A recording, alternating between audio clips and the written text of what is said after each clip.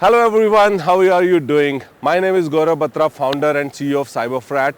I'm here today at Zuhu Beach in Mumbai to shoot our last episode of Women's Month special InfoSec Tales with Gaurav Batra. So far we have met some amazing personalities of the cybersecurity industry. We have met someone who was risk expert, someone who was IT control expert. We have met a CISO having a consulting background, and also we have met someone who is expert in cybersecurity business communication, as well as he is a cybersecurity marketer. But when we talk about cybersecurity, it's not only the thing about the jazzy solutions, about the controls, about the risk, but it is a lot about people as well. And so far, what we are doing is we are doing a lot of cybersecurity awareness trainings. We are telling people what not to do to fall victim of a cyber fraud. But what we are lacking is to tell people what to do if they are a victim of cyber fraud. So yes, we are going to talk a lot about this today with an amazing person, Nirali Bhatia. She is a cyber psychologist having 2 decades of experience of counseling people to come out of the negative mental state. She has counseled people from 9 years to 90 years of age. She is also a director at B4Web Cybersecurity and a founder of CyberBop, anti-bullying organization. Waiting for Nirali Bhatia. So let's see where she is. Maybe I think she is running somewhere there, and I'm waiting for her. But let's talk to her in a while.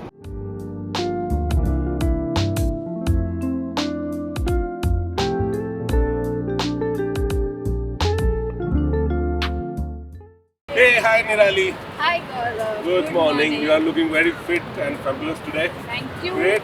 Okay, guys, let's have a look to this amazing beach, and let's walk in and see what Nirali has for us today. Certainly. Join us. Yeah.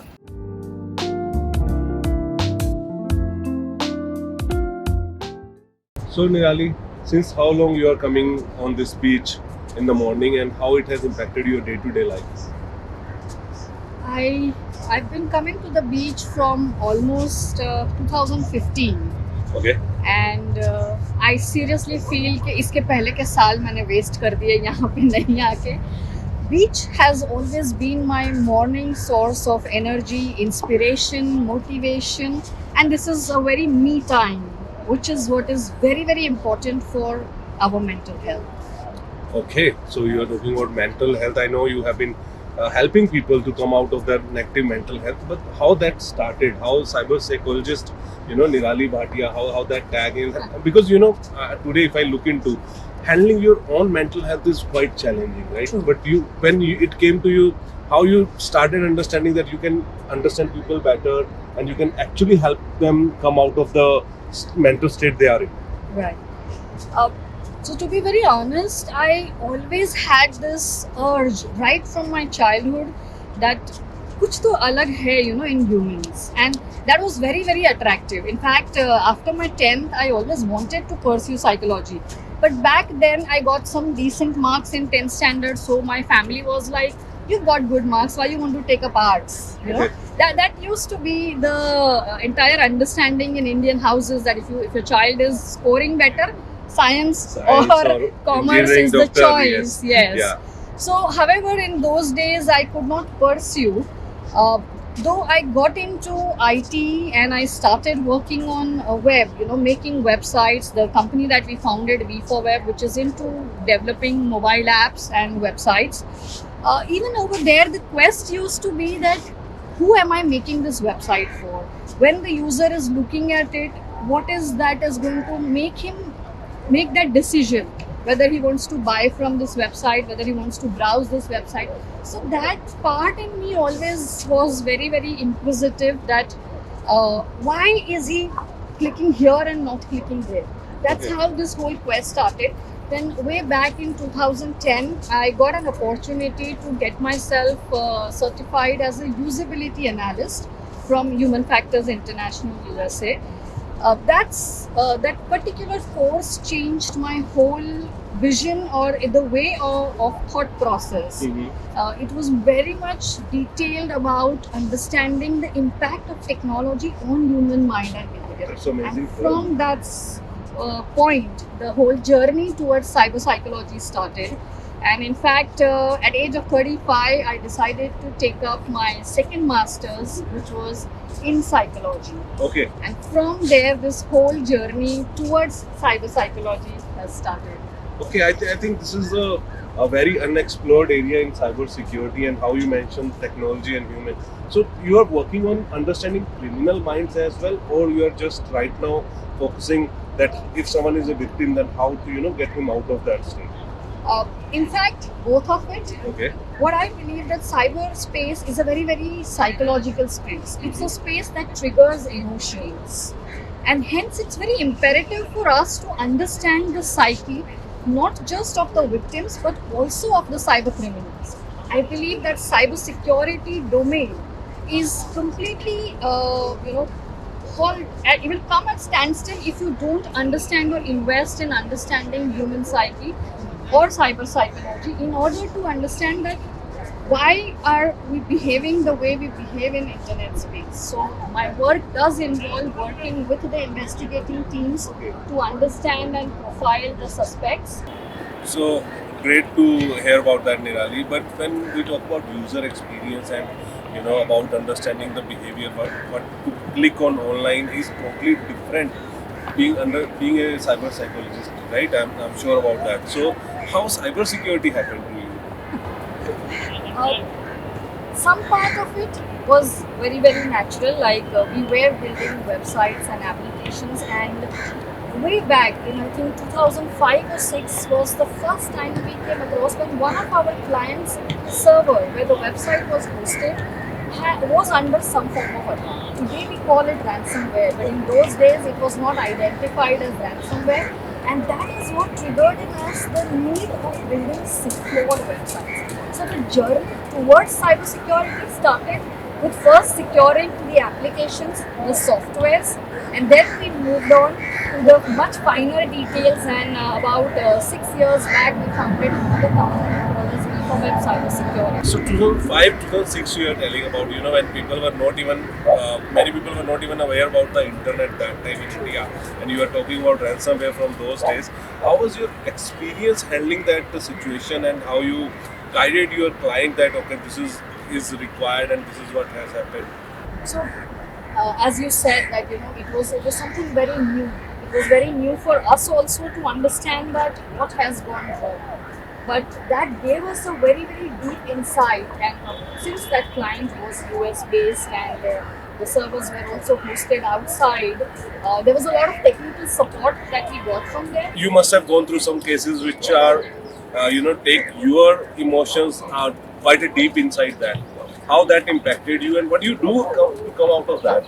Thank you so much for asking me this question. In fact, counselors at least ask that how do they counsel themselves? Certainly, beach is one of my place to get away. I still remember my first case. Though it was not a cyber victim, but it was a very young girl who had, gone through a lot of substance abuse. And I remember coming home and literally crying because I felt so helpless that I cannot immediately get her out of that traumatic phase. And it took me a while, of certain months of counseling on a regular basis with her. So it does take a toll on our health as well. Eventually, with experience, we learn to detach and to be completely different. Besides that, we constantly don't wear the hat of a counselor or a psychologist, but that we learn in experience only. Whenever I feel overwhelmed, there are two places which are my favorite. One is, of course, a beach, being very close to my house. And I just come over here, look at this magnificent water body, and that completely takes you off your game. Second place, particularly which I discovered during the COVID times because the access to the beach was not there, was my own building terrace. Okay. That has been my another getaway, and I would love if you all come up over there. I'll show you the place. Definitely, definitely. Sunset place for us.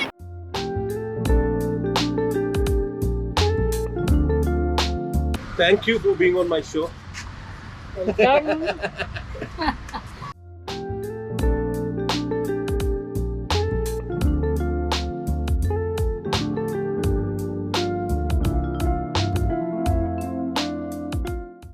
Okay, guys, so we are here moving towards Nirali's house now.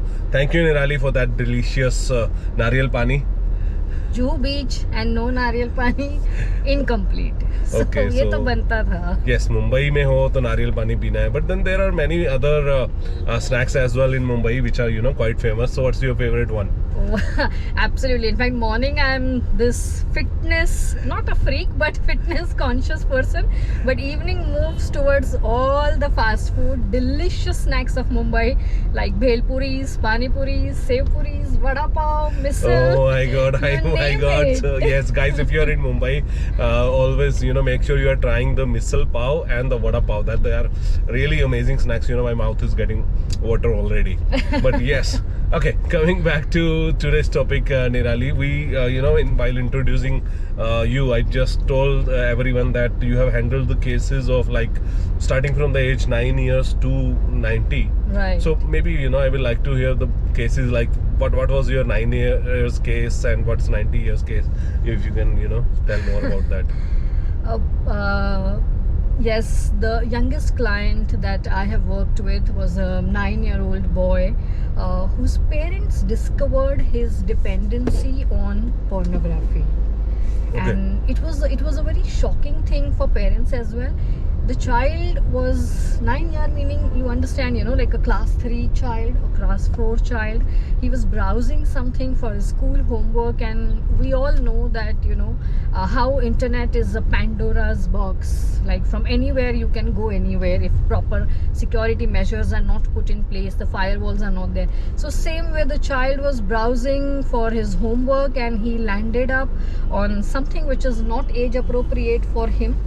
And from there, he started watching it regularly, not realizing. But he, during my sessions with him, he would tell me that I would get this tingling sensation in the body, which I would enjoy, and that's how I got into this. So Okay. this is where, unknowingly, also we can fall prey to many of these kind of cyber addictions, pornography being, or the cyber sex being one of the very very popular addiction.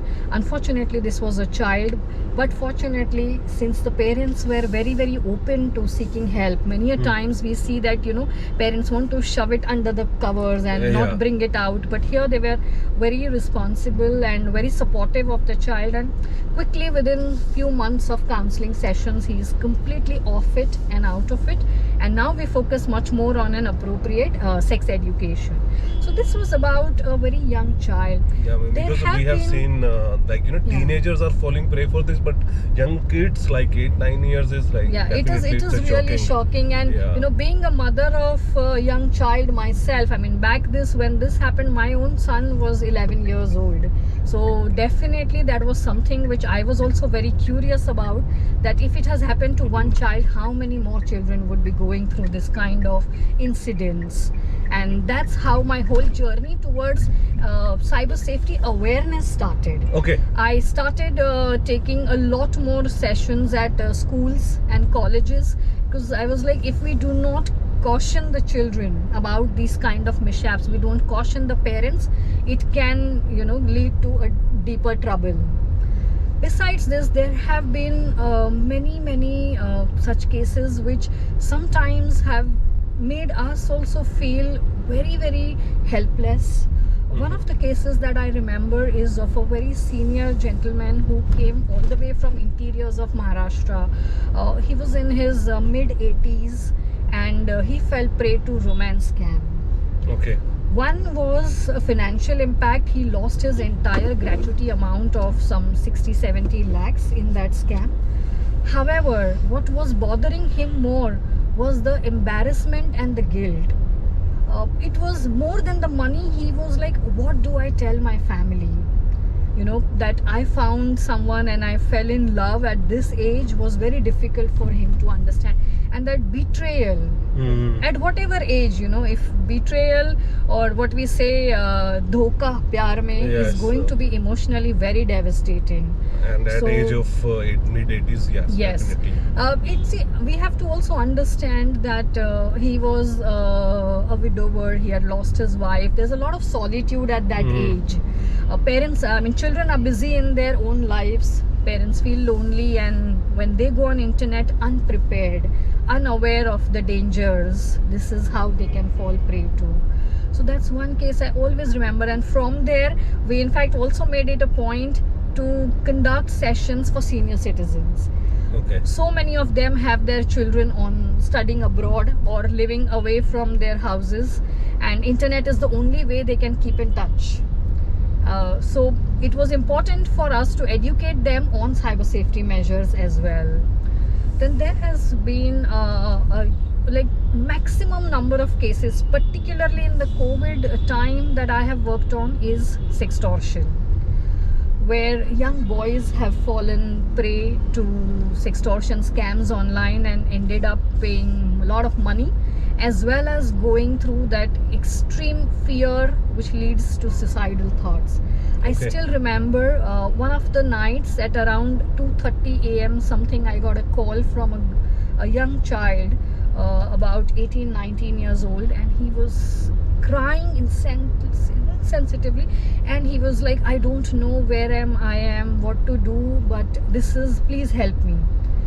It was really very disturbing, and I just thought to myself that what if I had not answered this call? This child was at the railway track and he had no clue My where gosh. should he go and what should he do, and it was something that he fell prey to online. A girl sent him a friend request on social media. He accepted. They started talking. The girl leads him to sexual talks, and then there is a video call that she makes. This guy answers the video call, but he doesn't even realize what is in front of him. He sees a video clip where there is a girl performing sexual acts, and he immediately disconnects because he's shocked, like, okay, what is this kind of. And in 5 minutes he starts getting these threats and demands, extortions, that if you don't pay us, we are making your video viral, and the girl will put up a complaint saying that he's violated the modesty of a woman by calling at that hour, and all these false allegations. Now this child was studying away from home. He got extremely scared what to do. He felt very, very suicidal. So I immediately, I talked him till the time he was back in his apartment. Then morning we met at the clinic, the first, and we sat there, we spoke about it. I helped him share this news with his parents, explain to them that how these are the new age crimes, and children may end up falling prey to this, and how parental support is required. So there have been many such instances where I feel that security is one aspect which can help save the infrastructure, but what about humans? And that is what has been driving my work very, very passionately.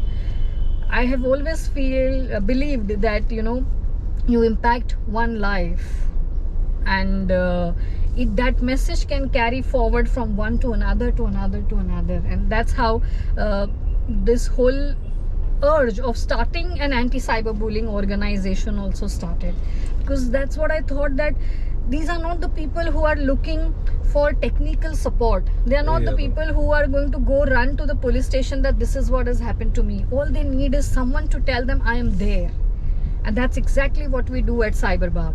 We guide them, we counsel them, we handhold them, we explain to them how to share it with the family. We guide the families how to extend the support to the victims, and in cases where victims are ready to take make a police complaint, we handhold them completely.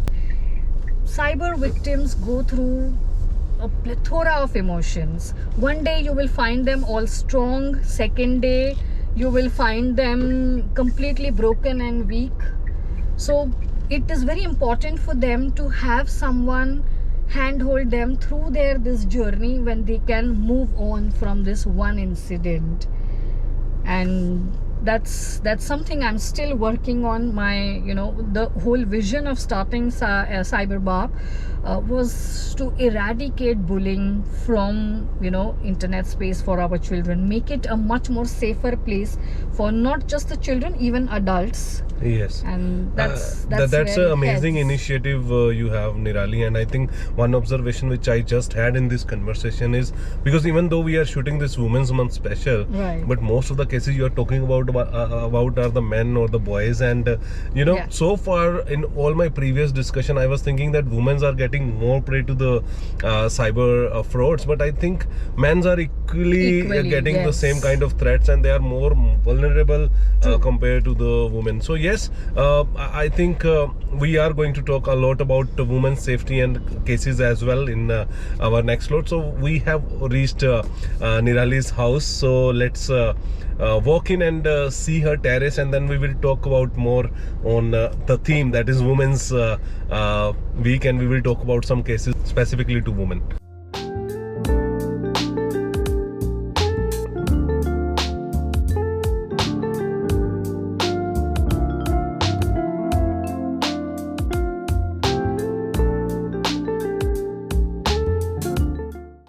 What an amazing morning it is, and what a beautiful view. Nirali, I must say you have a beautiful house, and the terrace is awesome. The view I am really enjoying from here. Guys, I hope you can have a look around and you will be able to see full Bandra from here, the Port Society, the car. Okay, but yep, this is amazing. I'm myself enjoying this particular location. I hope this will definitely help you with getting a good breathe and the mental state, and everyone's morning will be awesome here, definitely. Okay, so Nirali, how this is helping, and also I will like to, because we are at your home, definitely I will love to know more about your family and the support function which you are getting throughout your career journey. Just and so about that. Like I said, that during COVID, this was the place that I discovered as equivalent to Good Morning Beach, which I used to miss. These places are really very addictive. The open sky, the fresh air, like you said, how you're feeling energetic. I come here to get that energy and get started with my day. I have been one of those privileged people to have very, very strong family support. In my childhood days, it was the freedom to make choices and the freedom to make mistakes. These two freedom have made me what I am today. These have given me the opportunity to explore various fields. If I have to tell you, I actually have been through a very varied journey. During my college days, I took up commerce. Then I moved on to sport. I was not enjoying commerce, so I took up table tennis. I used to represent my college at state and district levels, and won there as well. Post that, I got into fashion. Okay. And so the reason I'm sharing this is the support that I got from my family. They were always open. They were like, do what you want, follow your dreams, you will find your way. So I took up fashion. I've done my diploma in fashion illustration. I worked in that industry, and then I realized that dealing with women and fashion was not my cup of tea. So from there I moved on to animation, which was a very new and a trending thing, and we were amongst those lucky ones to have internet connection very early on. And I still remember that MTNL dial-up connection that used to be there. So there I learned myself how to build websites, and then this I took it to one of the institutes. It was Edit Institute. I told them, let's start a course.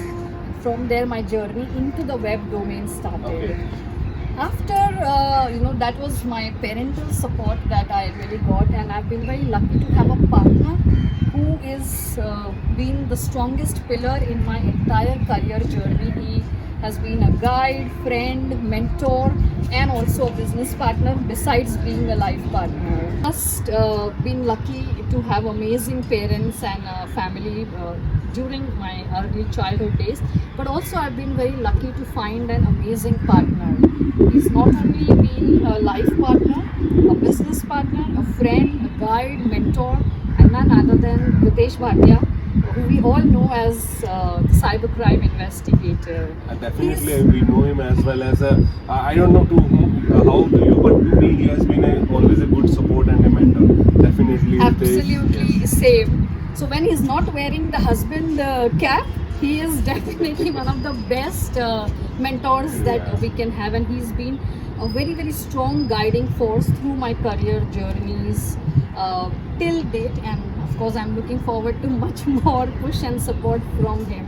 So even here at my house, that whole freedom of do what you want. There has never been that kind of restriction that okay, think 10 times and you have to do this. There has not been a timetable that I have to follow. Kind of these kind of freedoms when we have, we really are much more motivated and open to taking new risks, exploring new avenues. And that's how even the cyber psychology stream, which required a lot of research work, a lot of academic work, going back to academics after 20 years was not easy without my family support. So yes, I can say that I have been very lucky and privileged in that And aspect. how you are at home, like as a mom, how's your life with career, mom, and having raising a amazing child you have, Riyansh, right? So tell me more about that. I think that question should be best answered by Rihansh. But I feel that I have never looked myself as a mother. It's been more like we both grew up together. After a child only we ourselves also become parents. We are not born parents. So it has been very wonderful journey raising a child as an individual and not as like you're my child aisa nahi. That whole shift has helped me have an amazing relationship with my child, and being a mother has helped me become much better professional in terms of particularly in counseling field, Okay. in awareness field, because every time you come across something and you actually go back thinking that if it has happened to another child, Another. I have a child same age, so I can relate much more. That's how it has really And helped. do he also have the same privilege of freedom of explore and freedom to make mistakes? Completely. Me and Ritesh have always been of school of thought that children are individuals themselves first. We've always treated our child as an independent child, and that's what we've got in return as well. He has Correct. been a sports person. So we've been there as parents, as guides, as mentors, always around, but he has complete freedom to make whatever choice he wants. So despite of having parents from the technical background, from the IT background, he chooses to pursue medicine, Okay. and that's where his That's passion amazing, lies. amazing. Okay, so Nirali, I think we have many young women and mothers as well watching us, and because it's a women's special month, and Right. we are shooting for them. Maybe I would like to have some advice from you for those women watching here, and maybe if you can share one or two case studies where you actually helped women and what kind of crimes they fall into, or something like that sort. Unfortunately, women and children have been targeted the most in cyberspace, and they have had to go through multiple cyber harassments. In fact, at CyberBAP, we have had so many young children writing to us regarding the harassment that they face, and even women. But the only reason, what I feel where we women are lacking is that courage to actually write up. When the women are facing harassment, it is either the brother, the cousin, or some relative, friend who is the one who's seeking help. Why not you directly? What is that stopping you from reaching out and seeking help? One of the reasons which I believe is the lack of family support, and this is what we have seen in a lot of cases as well. I will today want to talk about two cases of exceptionally strong girls who went through massive harassment in cyberspace and how they fought through this.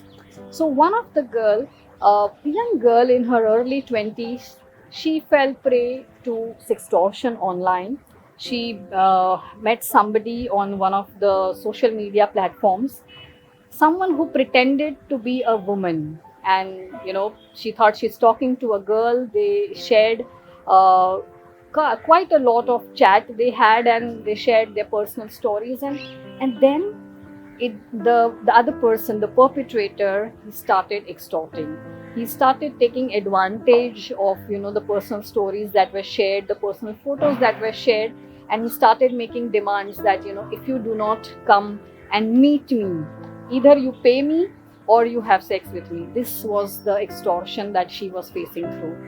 All alone, away from home, working in a different location, she also felt extremely helpless. But I must say that she was very courageous to seek help on her own. She got in touch with us, and we helped her entire journey of writing to the police, pursuing the case.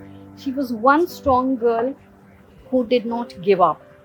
And it took about 6 to 7 months for us to make sure that she gets justice.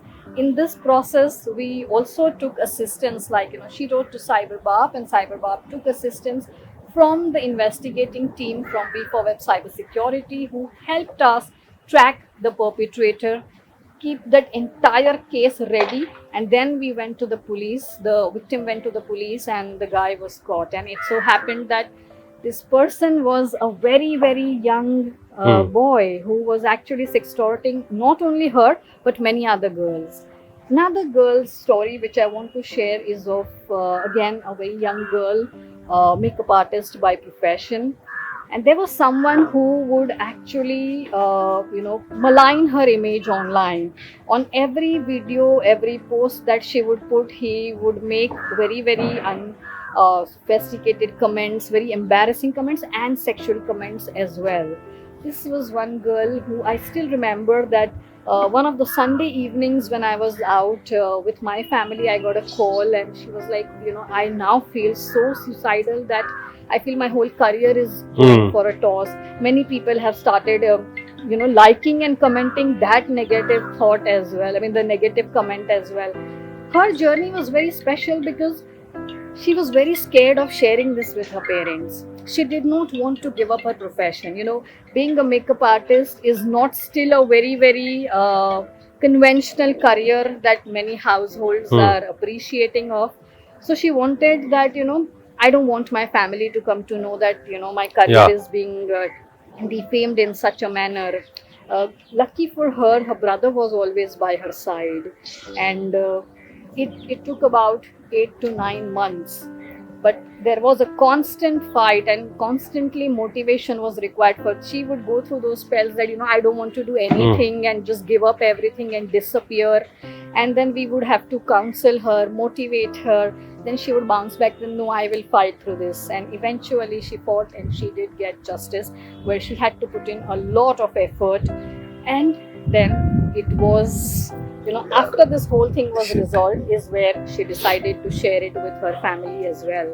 So when it comes to women, I feel that we as a society, we as family are somewhere failing to give them that confidence that we are there for them, to provide that kind of secured space where they can stand up and keep that courage constant to take a stand for themselves. And that's the reason, you know, you would hear from me very often talking about cases of male victims, because for them that whole area of that what my family will think is missing. I just hope that we together can change this entire environment, not only in the cyberspace but also in the real space, to make sure that the cyberspace and the actual world is much safer and secure for women as well.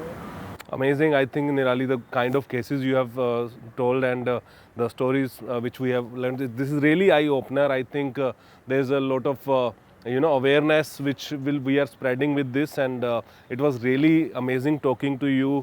You as a mother, you as a career, in the career, and you're doing amazing work, and of course your fitness routine is amazing. So one line last advice to these women watching over there, or to the men as well. So what is your last one liner? To all the rocking women and men who are watching this, remember, do not stop dreaming. It's your dream that can take you much ahead in any direction that you wish to. Amazing, guys. I think we had a amazing time talking to Nirali. This was wonderful experience, and I have something special for you. Just be here. Just be here. I'll come. Okay, Nirali. Thank you for being on Infosec Tales with Gaurav Batra. That's really beautiful. And yes, it's not like Coffee with Karan's big hamper, but yes, a small hamper and small token of appreciation from Thank you Cyberfrat so and from me and from my wife. Thank you. Thank you. I hope you will remember the day on the beach and on my That's gonna be. It's not. I don't need to remember. It's recorded everywhere. Okay, guys, this is not going to be end of Infosec Tales with Gaurav Batra. We have just wrapped up the Women's Special Month episodes, but there are going to be an amazing set of women and men in cybersecurity industry whom I am going to talk in the coming weeks and the months. So stay tuned for my next video.